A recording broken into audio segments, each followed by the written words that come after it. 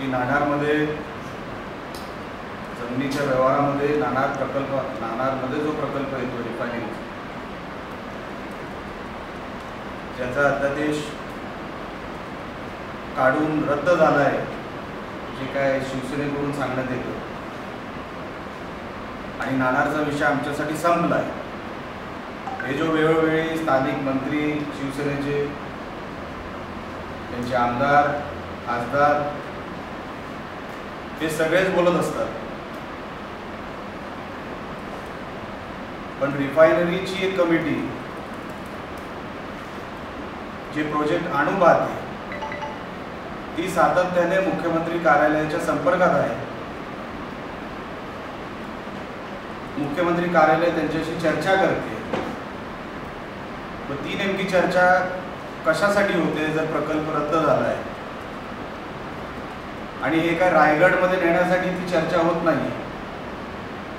ती चर्चा होते ते स्पेसिफिक राजापूर तालुक्यामध्ये नाणारमध्ये तो प्रकल्प आणावा ह्याच्यासाठी ती कंपनी आणि राज्य शासनातले काही अधिकारी एकत्र येऊन प्लॅनिंग करतायत की आता नाणार परत कसा राजापूर तालुक्यामध्ये आणावा, ह्याच्यासाठी त्यांची प्लॅनिंग चालू आहे. आणि मी वेळोवेळी जेव्हा जमीन घोटाळे सुरू झाले होते, नाणार प्रकल्प जाहीर झाला होता युतीच्या काळामध्ये, तेव्हा आम्ही काही नावं जाहीर केली होती, जसे आदेश आंबोळकर, गणेश लाखन,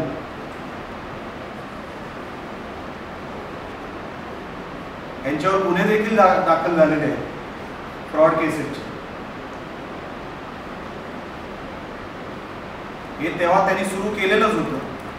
आता तर त्यांचीच सत्ता आली आहे,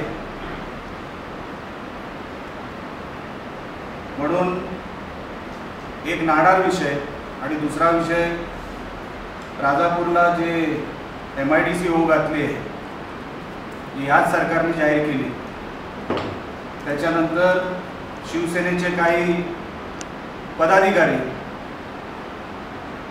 जमिनीच्या लुटमारीमध्ये त्यांचे हात कसे बरबटलेले आहेत ते मी तुम्हाला थोडा वेळात सांगणार आहे. नाणारचा विषय अगोदर घेऊया.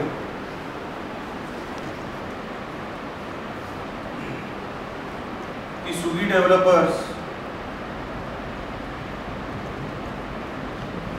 चे एक संचालक निशांत सुभाष देशमुख,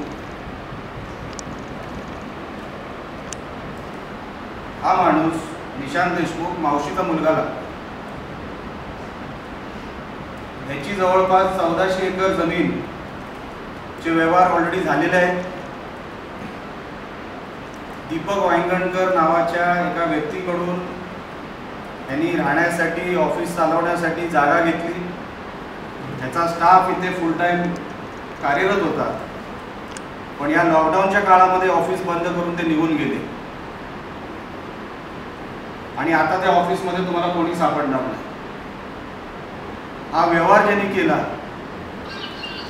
ॲडव्होकेट कावतकर हे कोदवलीला आहे, कोदवलीचे आहेत सगळे एग्रीमेंट. कारण का सुगी कंपनीने ह्या ॲडव्होकेट यांना अपॉइंट केलं होतं.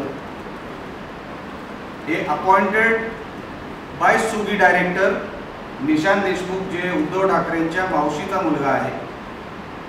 हा निशांत देशमुख, ज्यांनी जवळपास 1400 एकर नाणार प्रकल्पासाठी, म्हणजे जी बाधित जमीन होती प्रकल्पाची, त्याच्यामध्ये ह्याचे 1400 एकर आहेत, यांनी व्यवहार करून दिले.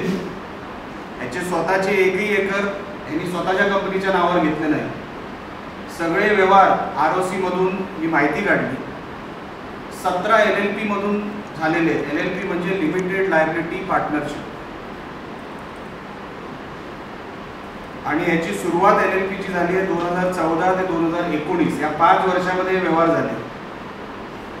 कधी भाव चढला तर व्यवहार थांबवले,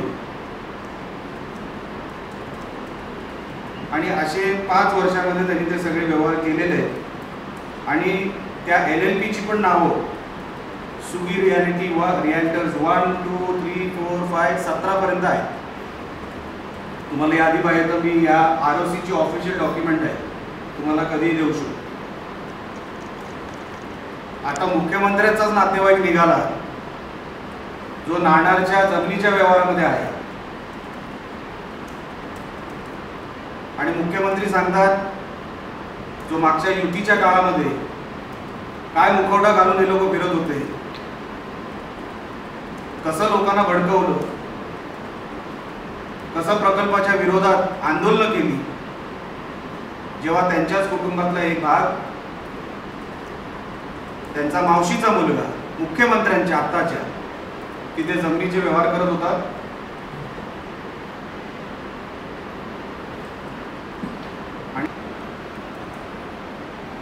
आणि याची अगोदर सुगीबद्दल तुम्हाला परत एक सांगतो. ॲडव्होकेट कवतकर राजापूरचे सगळे एग्रीमेंट या ॲडव्होकेट कवतकरांनी केलेले आहेत.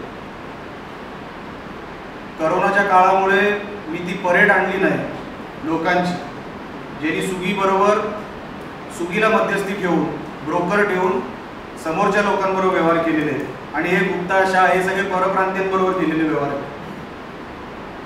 म्हणजे त्याच्यातले स्थानिक 10% पण नसतील किंवा महाराष्ट्रातले 20% असतील, 80% हे सगळे परप्रांतीय आहेत. गुप्ता, शुक्ला हे सगळे आहेत. ते मी येतो, त्यांची नावं पण आहेत.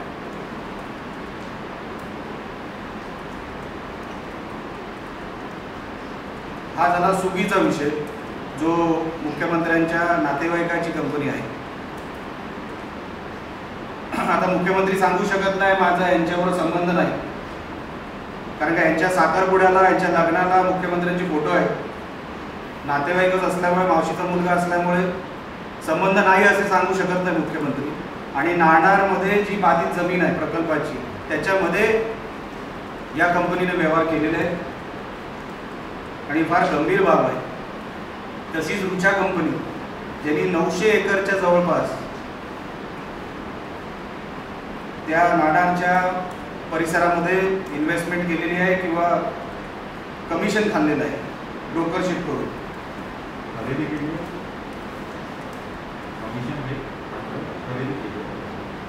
कमिशन ब्रोकरेज म्हणून मी तुम्हाला सांगितलं हे एवढे हुशार आहेत आणि प्रत्येक जमिनीच्या व्यवहाराची फक्त ब्रोकिंग केलेली आहे. हे फक्त मिडलमॅन झालेले आहे.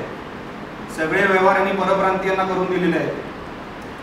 जवळपास 80% मी त्या नावावर येतो, 80% व्यवहार हे परप्रांतीयांबरोबर झालेले आहेत. गुप्ता, शुक्ला आणि इतर नावं आहेत.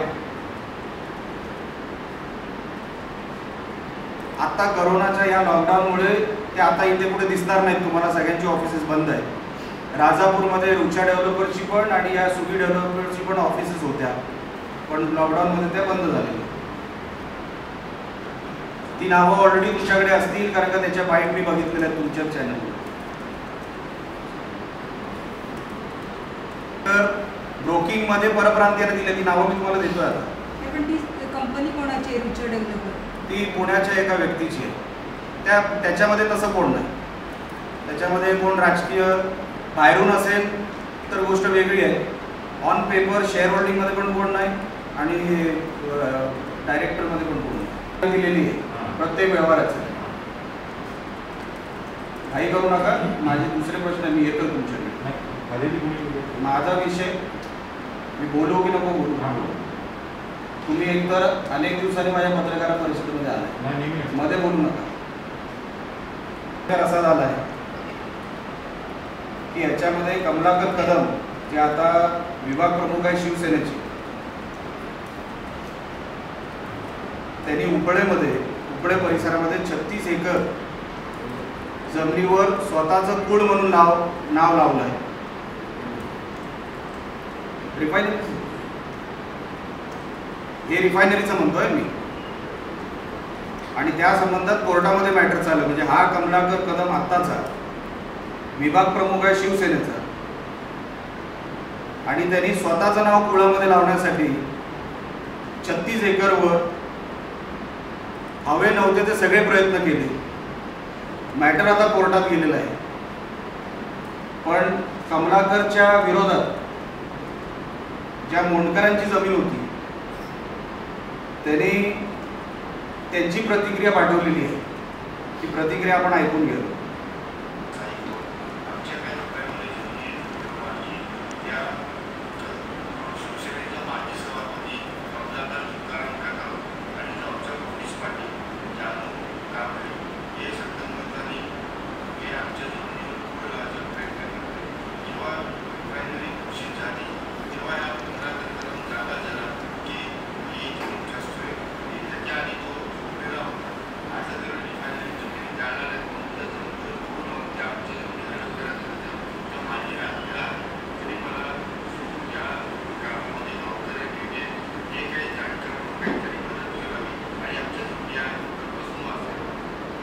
आणि यांचे विभाग प्रमुख, यांचे शहर अध्यक्ष,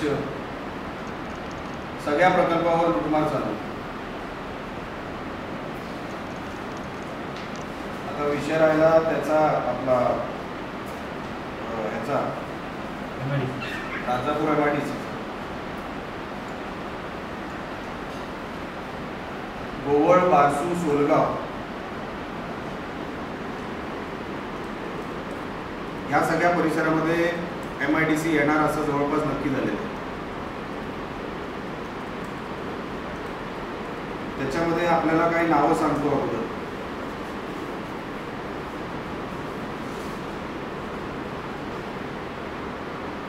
संकेत खडपे जे शिवसेना राजापूर शहर युवा अधिकारी आहेत. गजानन कोळवणकर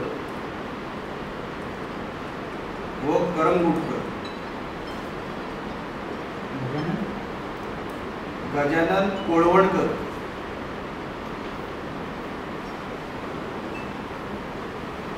हे शिवसेनेचे पदाधिकारी आहेत. यांनी स्वतःच्या नावावर पॉवर ऑफ अटर्नी लिहून घेतली शेतकऱ्यांकडून आणि ती पॉवर ऑफ अटर्नी कोणाला विकली ती नावं मी तुम्हाला सांगतो.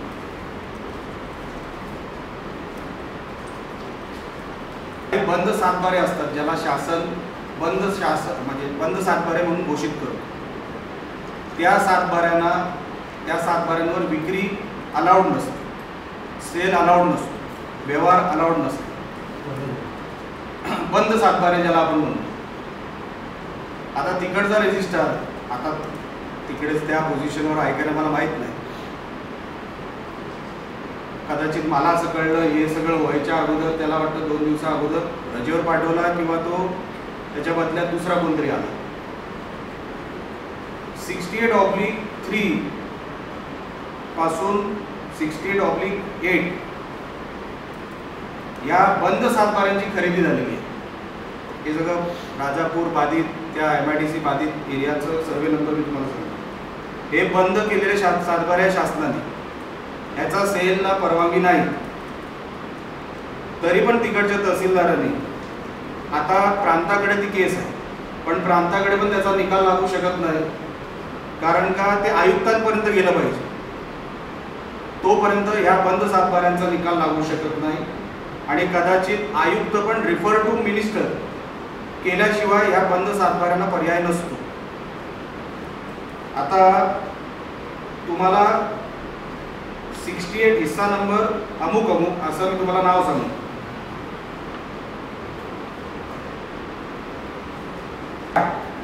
खरेदी घेणार नमिता अखिलेश चंद्र गुप्ता तर्फे मुक्तियार म्हणजे पॉवर ऑफ अटर्नी म्हणून योगेश पुरुषोत्तम खापरे व खरेदी देणार विश्वास पुरुषोत्तम आरेकर तर्फे मुक्तियार म्हणजे पॉवर ऑफ अटर्नी गजानन प्रसाद कोळवणकर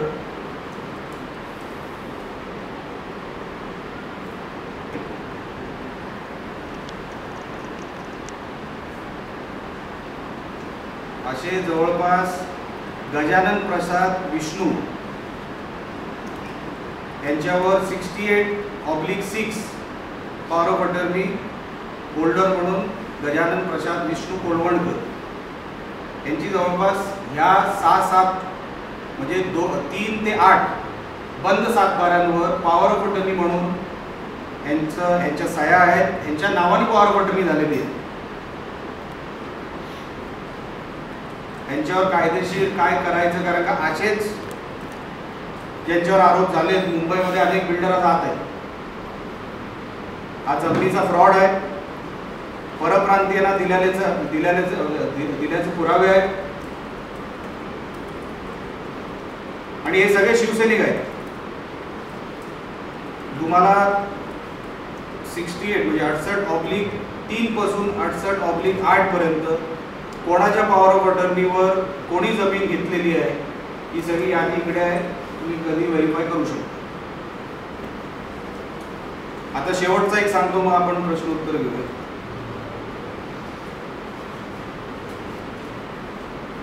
मांडवकर यांनी केस केलेली आहे, याच कोलवणकर आणि या सगळ्या पार्टींवर केस केलेली आहे की गावामध्ये दुसरा कोणतरी लक्ष्मण मांडवकर, बापू मांडवकर शोधला आणि त्याच्या नावावर ती जमीन चढवून परस्पर हे लोकांनी बाहेरच्या बाहेर व्यवहार केले. ती केस पण त्याच्यावर इंजंक्शन लागलेलं आहे. थर्ड पार्टी व्यवहार कोर्टाने आदेश दिलेले आहेत की बंद करा. आणि ह्याच्यामध्ये पण पार्टी तेच शिवसेनेवाले आहेत. हे सगळे पदाधिकारी सांगतोय मी तुम्हाला. आता ह्यांचा बॉस कोण, कोण यांना पैसे देतोय, कोण व्यवहार करायला सांगतोय,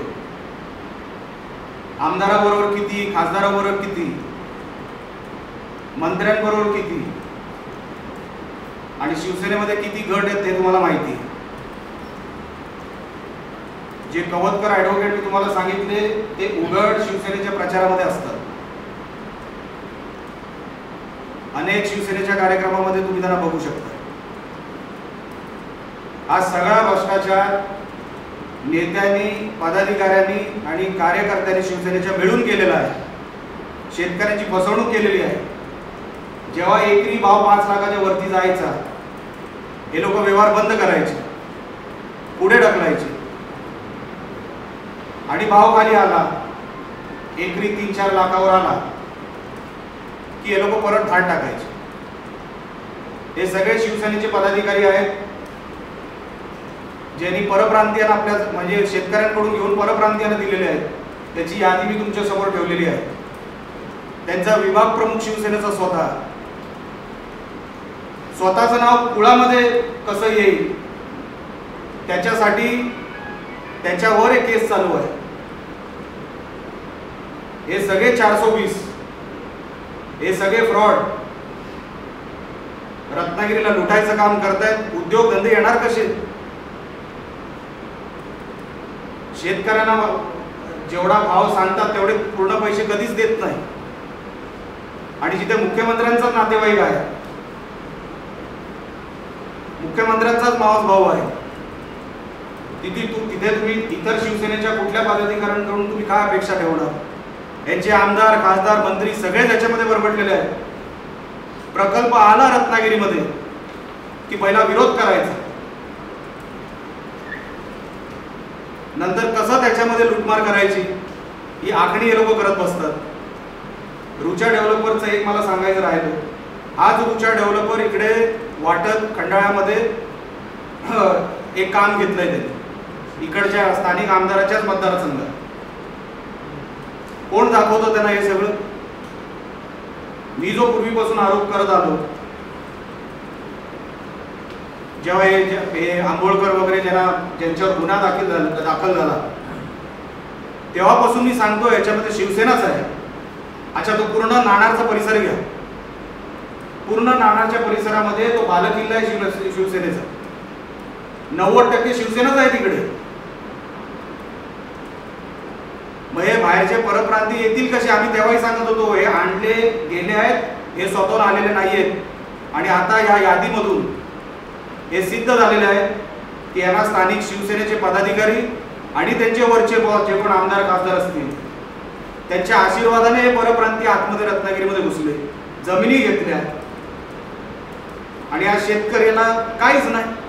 कवडी मोल भावाने घेतली, तो बिचारा शेतकरी तसाच, जमीन पण गेली, पैसे पण फुटाने मिळाले. अशा परिसरामध्ये, अशा परिस्थितीमध्ये हे सगळं तुमच्या समोर आणणं, हे ठेवणं, रत्नागिरीच्या जनतेला कळणं मला असं वाटलं केलं पाहिजे. आणि ह्याच्यावर जी काही कायदेशीर बाब आहे की पुढे आम्ही काय करणार, की कोर्टामधून यांच्यावर कशी कारवाई करता येईल, कारण का शासन यांच्यावर काय कारवाई करणार नाही. पेंडिंग असताना प्रांताकडे ऑर्डर पेंडिंग असताना ह्यांनी व्यवहार केलेले आहेत. मग सामान्य गरीब शेतकऱ्यांनी न्याय कोणाकडे मागावा.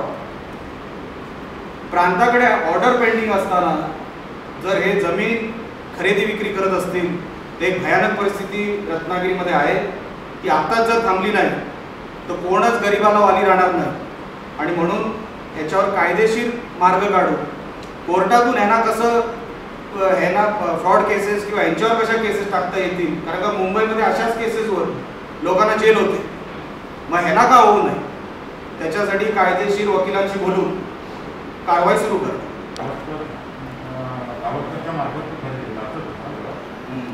बरोबर ना? ते ठाकरेचं नाव घेतलं म्हणून तुम्हाला त्रास होता. आम्हाला नाही, मागासपासून तुमची सुई तिथं अडकली. माहिती समजलं नव्हतं मला, म्हणून विचारलं काय तुम्हाला नाही समजलं, म्हणजे तुम्हालाच सगळं कळतं नाही. असं काय नाही सर. ह्या त्या प्रोजेक्ट नानाचा प्रोजेक्ट आहे तो आता केंद्र सरकारने यस म्हटलंय, राज्य सरकारने थांबवलंय निवडणुकीच्या काळात. पण त्याची टाईम का किती 5 वर्ष 10 वर्षात जर तो केला नाही पूर्ण तर तो निधी परत जाईल का? जपानबरोबर जो करार झालाय नानाच्या संदर्भातला ते पैसे परत जाणार का किंवा काय या संदर्भात? ह्यांनी रद्द झाला असं जाहीर केलं कोणी, ठाकरे सरकारने.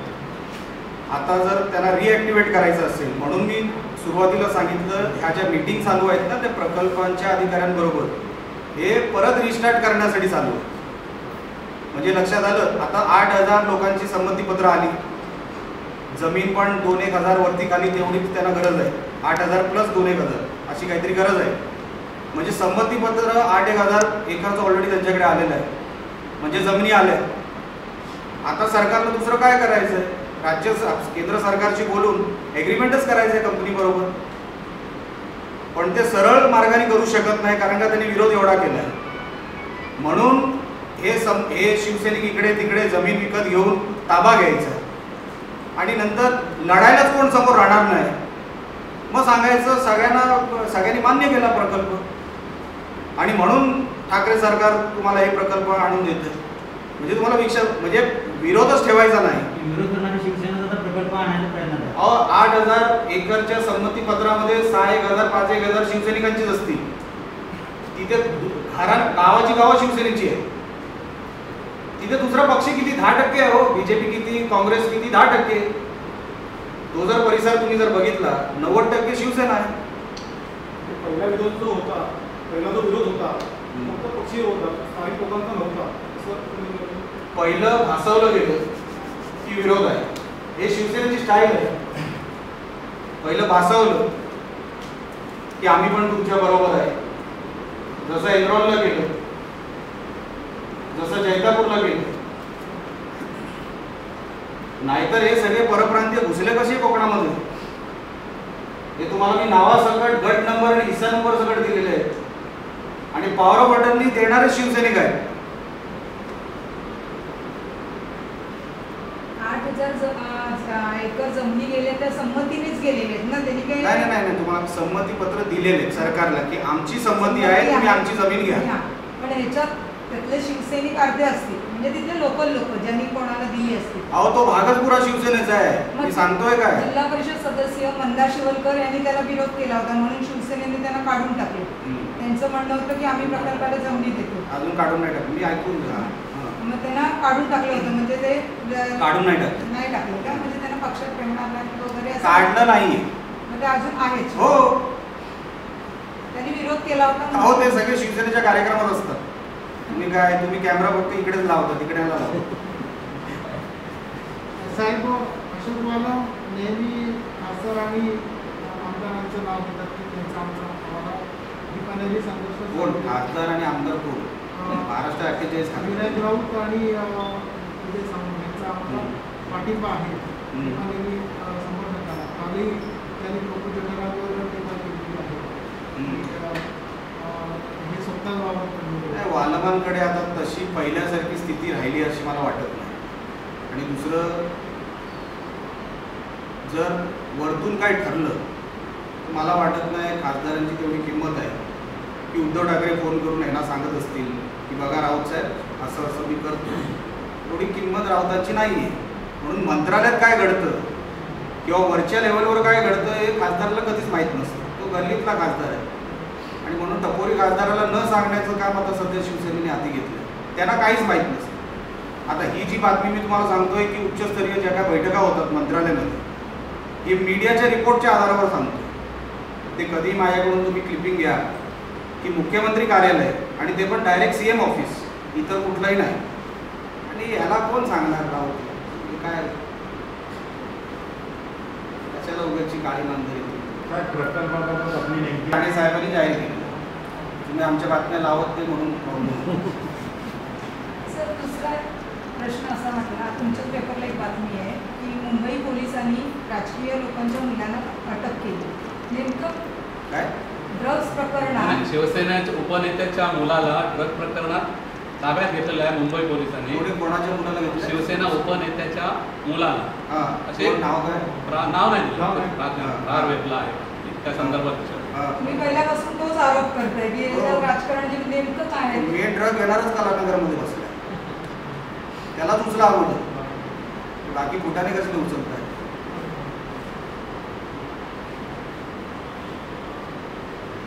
नाही, मग आता सर याच्यात प्रकरणात डाकेदोरे मिळतील का मूळ म्हणजे जे 100% मिळतील. का नाही मिळणार? आता कुठलं प्रकरण सुशांत सिंग वरून सुरू झालं ते आता कुठपर्यंत गेलं आणि ह्यांचे धागेदोरे आहेत हे आम्ही सुरुवातीपासून सांगतोय. त्यांनाच तिकडे नाचायला आवडतं त्यांच्या पार्ट्यांमध्ये. 5 महिन्यांपासून आहे कुठे कॅमेरा समोर? दिसले काय कुठे? का नाही दिसले? मनात भीती असल्यावर दिसणार कसं? आणि मुंबई आहे ती काय नफत नाही मुंबई. आज ना उद्या बाहेर येणार. तर सिव्हिल हॉस्पिटलची अवस्था आहे आता ती फार बिकट आहे. डॉक्टर बोल्डेंचं काही म्हणजे त्यांना त्या खुर्चीवर राहायला देत नाही इथले स्थानिक आमदार म्हणा वगैरे. आणि परवाचा जो टँकर आला होता ऑक्सिजनचा तोही परत गेला. ह्याच्यामागे नेमकं काय आहे अजूनही कोणाला समजलं नाही. नाही ते समजण्या इतकं काय होतच नाही आहे. भ्रष्टाचार काय आहे हे मी परवा माझ्या त्या एका पोस्टमध्ये बाहेर काढला होता की कोणतो काय नाव त्या कंपनीचं, रायगड गॅसेस, सुनील गुप्ता. सुनील गुप्ताची जी कंपनी आहे ती इंडस्ट्रीयल ऑक्सिजन सप्लाय करते लोट्यामध्ये. तिलाच कॉन्ट्रॅक्ट दिला आहे आमच्या कलेक्टर साहेबांनी मेडिकल ऑक्सिजनसाठी. मेडिकल ऑक्सिजन सप्लाय करायला त्यांचा टँकर वापरला जातो. लक्षात आलं ना? प्लस त्यांची खोपोलीला स्वतःची कंपनी आहे. ह्या पॅन्डेमिकच्या काळामध्ये काय झालं आहे, बाउंड्री उघडल्या म्हणजे खोपोलीचा पण माणूस जर लागलं तर रत्नागिरीमध्ये ऑक्सिजन देऊ शकतो. ते त्या गव्हर्नमेंटच्या GR मध्ये आता नवीन आहे. हा गुप्ता काय करतो सुनील, हा जो रायगड गॅसेसवाला आहे, कारण का मेडिकल ऑक्सिजनला रेट कमी मिळतो आणि इंडस्ट्रियल ऑक्सिजनला रेट जास्त मिळतो पर युनिट. काहीतरी 500 रुपये पर युनिट मिळतो आणि हे काहीतरी 70-80 रुपये किंवा मॅक्सिमम 100. तर तो लोट्याच्या MIDC मध्ये जाऊन त्याचा माल उतरवतो. आणि परवा इकडे जेव्हा माल आला होता, टँकर आला होता, तेव्हा त्यांनी चीफ सेक्रेटरीकडून किंवा मंत्रालयातून कोणाकडून तरी फोन केला, कलेक्टरांवर प्रेशर टाकला. तो टँकर गेला परत लोट्यामध्ये आणि तिकडे इंडस्ट्रियल भावामध्ये तिकडे ऑक्सिजन उतरवलं. मिळालं डिझास्टर मॅनेजमेंट ॲक्ट अंतर्गत मिळालं त्याच्यावर केस झाली पाहिजे. पण कलेक्टर साहेब तेवढी हिंमत दाखवणार नाही. अधिकाऱ्याचं ऐकत नाही, वरतून दबावाचे फोन येतात. ही रत्नागिरीची परिस्थिती आहे. अच्छा, हे माझ्यापर्यंत आलं म्हणजे कलेक्टर साहेबांची तर माझ्याकडे व्हॉइस क्लिप आहे, पण मी ती ऐकवणार नाही. पण वेळ आला तर ती पण ऐकू. याच ऑक्सिजन संदर्भात काय चाललं म्हणजे कारभार कसला म्हणून मी सुरुवातीला सांगितलं कारभारच होत नाही. अहो काय चाललंय रत्नागिरीमध्ये बघा, सगळं वाऱ्यासारखं सगळं वाढत चाललंय. कसलंही नियोजन नाही. एक झाला ऑक्सिजनचा, दुसरा विषय तुम्ही कुठला विचार परिषदेमध्ये सांगितलं. काल सुद्धा ते आरोग्यमंत्र्यांची भेट घेऊन आले, आज रत्नागिरीत आले. मी त्यांच्याशी बोललेलो आहे. हां. त्यांनी ज्या शब्दात मला सांगितलं ते मी माझ्या अगोदरच्या पत्रकार परिषदेमध्ये सांगितलेलं आहे. तो माणूस दडपणाखाली आहे, माणूस घाबरणारच. तो का रिझ्यूम होत नाही माणूस, अधिकारी चांगला असून सुद्धा. अच्छा, यांची लायकी आहे काय अधिकारी चांगले भरायचे? यांना कोविड सेंटर एक उभं करायला, ते लॅब उभं करायला या लोकांना 5 महिने गेले. चांगले अधिकारी आहेत, पण त्यांच्यावर दडपण असल्यामुळे साहेब मी काम कशाला करू, माझ्यावर हे परत काय झालं होतं, हे जे काय खरेदी होती त्यांच्यावर दडपण कसलं आहे, भ्रष्टाचार आहे त्याच्यात. जी खरेदी होते त्या खरेदीमध्ये शेवटची सही CS ची असते. न विचारता जर म्हणजे जर खरेदी केली असेल आणि यांना सांगणार तुम्ही सह्या मारा, हे बोलले मी नाही मारणार. म्हणजे उद्या जर काय आमच्यासारखी लोक मागे पडली तर आम्ही कोणाला धरणार, शेवटची ज्याची सही आहे. भ्रष्टाचार झाला म्हणून बोलडे नावाचा अधिकारी आज साईडला गेला किंवा म्हणजे ते रिझ्यूम होत नाही. त्यांच्यावर दडपण आहे की उद्या हे सगळा भ्रष्टाचाराचा आरोप. अहो कशात भ्रष्टाचार नाही झाला रत्नागिरीमध्ये? दारूच्या बाटल्यांवर पण भ्रष्टाचार झाला. इलिगल दारू किती विकली गेली रत्नागिरीमध्ये? मेडिकल शॉप बंद होत्या, पण दारूचे ठेके कसे कसे यायचे रत्नागिरी दारू विक्री गेली याचे सुद्धा. कोणाच्या फार्म हाऊसवर किती फार्म हाऊसवर यांना माहिती असेल सगळं, कोणाच्या फार्म हाऊसवर पार्ट्या वगैरे होतात त्या. आता तेवढ्या लेवलपर्यंत मला जायचं नाही, प्रत्येकाचं वैयक्तिक जीवन असतं, मला त्याच्यामध्ये काय पडायचं नाही. पण ज्याच्यामुळे लोकांचं नुकसान होत असेल ते मी बाहेर काढतो. म्हणजे रत्नागिरीत दारू चांगली मिळते किंवा इझिली मिळते, पण मेडिकल फॅसिलिटी मिळत नाही. म्हणून बोलडे जे निराश होऊन गेले ना, त्याचं कारणच ते होतं की साहेब शेवटची सही CS ची असते. मला मारायला सांगितलं, उद्या भ्रष्टाचार तुम्हीच उघडणार हा सगळा, मला माहिती आहे. आणि माझं नाव आलं तर तुम्ही मला धरणार, कशाला अधिकारी येईल कामावर? म्हणून विषय लक्षात घ्या, भ्रष्टाचाराचा पाठलाग करा, मग तुम्हाला कळेल बोलडे का येत नाही आणि बोलडे का नको. की तुम्ही काय करणार आहे त्याच्यावरती मार्ग काढला पाहिजे. आता करोनाचं संकट आम्ही काय करायला गेलो तर तुम्हीच मागे लागणार. बघा संकटाच्या काळामध्ये पण तुम्ही धरपकड सुरू केली. म्हणून बोलडेंचा जो शेवट हे त्यांचा जो आरोप होता ते माझ्या हातामध्ये डॉक्युमेंट पूर्ण लागल्यावर मी समोर येईनच ना तुमच्या. 8 कोटीचा भ्रष्टाचार माझ्या डोक्यात आहे, मी तो काय सोडणार नाही, मी पाठलाग करतोय. दिलेले आहे. आणि जसं आता तुम्ही म्हणालात की सुगी कंपनीत तर मुख्यमंत्र्यांचा हाऊस डायरेक्टर म्हणून होता, एवढं तर शिवसेना त्याच्यामध्ये इन्व्हॉल्व आहे. तर आता काही झालं तर या सरकारला ही रिफायनरी आणावी लागेल, दुसरा काय पर्याय उरत नाही आता या वेळेला. आता साहेब ज्या अर्थाने लोक जमिनी हडपत चालले, शेतकऱ्यांना धमकी देऊन त्यांना वेगवेगळ्या मार्गाने जे काय ॲग्रीमेंट करत चालले, उद्या जमीनच शेतकऱ्याच्या नावावर राहणार नाही, सगळे गुप्ता शुक्लाच्या नावावर असल्यावर सरकारला अडचण कोण? मग सरकारला अडचणच काय नाही. 8,000 एकरची संमतीपत्र ऑलरेडी आलेले आहेत. आणि मगाशी मॅडमनी जो उल्लेख केला त्याच्यामध्ये शिवसैनिक आहेत. त्यांनी डायरेक्ट सांगितलं की आम्हाला हा प्रकल्प मान्य आहे. मान्य कोणाला नाही आहे? आमदार, खासदार आणि मंत्री. कोण मंत्री? हे आमचे उदय सामंत. बरोबर आहे ना? अनिल परब तर दिसत नाही म्हणून मी त्यांच्यावर काय बोलत नाही. आता मग त्यांचा तोंडी विरोध आहे, पण जसं मी सांगितलं त्यांनी माझा हा आरोप फोडून दाखवावा की मंत्रालयामध्ये मीटिंग घेत आहे का नाही नाणार प्रकल्पाच्या अधिकाऱ्यांबरोबर, मुख्यमंत्र्यांच्या मीटिंग झाल्या का नाही. आता उच्चस्तरीय मीटिंग चालू आहे, पण ह्यांना आता काय लगेच लोकांसमोर गेले तर लोक चपलेनी मारतात. जे लोक आव्हाडांना भेटायला गेले होते वकिलांची मंडळ, त्यांनी असं म्हटले की इकडच्या लोकांना इकडचेच आमदार आणि खासदार मुख्यमंत्र्यांपर्यंत पोहोचूच देत नाही त्यांची कैफियत मांडायला. हे खरं आहे का? म्हणजे याच्याबाबत अजूनही नाही, हेच सांगू शकते. कारण का त्यांनी तर आपलं म्हणणं मांडलंच आहे की मुख्यमंत्र्यांना खासदार भेटू देत नाही, स्थानिक खासदार, हे त्यांनी म्हणणं मांडलेलंच आहे. माझं म्हणणं एवढंच आहे की कसा तरी करून शिवसेनेला हा प्रकल्प आणायचाच आहे. त्याच्यासाठी हे सगळे प्रयत्न पॉवर ऑफ अटर्नी देऊन आपल्याच पदाधिकाऱ्यांमध्ये टाकून ब्रोकरच आपले ब्रोकर परप्रांतीयांना देणार, कारण का परप्रांतीयांकडे पैसे आहेत. ते आता प्रकल्प आला की ते पैसे टाकतात, असेच ते घुसले आणि उद्या विरोधच कोणाचा नाही असं दाखवून शिवसेना बोलणार बघा आता जमिनीवर विरोधच नाही कोणाचा, असा तो प्रकल्प आणणार शिवसेनाच प्रकल्प आणणार बघा तुम्ही. कारण का ती प्लॅनिंगच तशी आहे, चारी बाजूनी जो काय संमती दाखवायची की आता सगळ्यांची संमती आहे, मग प्रकल्प का नको. आणि तसा शिवसेना मुख्यमंत्री हे जे आहेत ते आणणार प्रकल्प नाटक.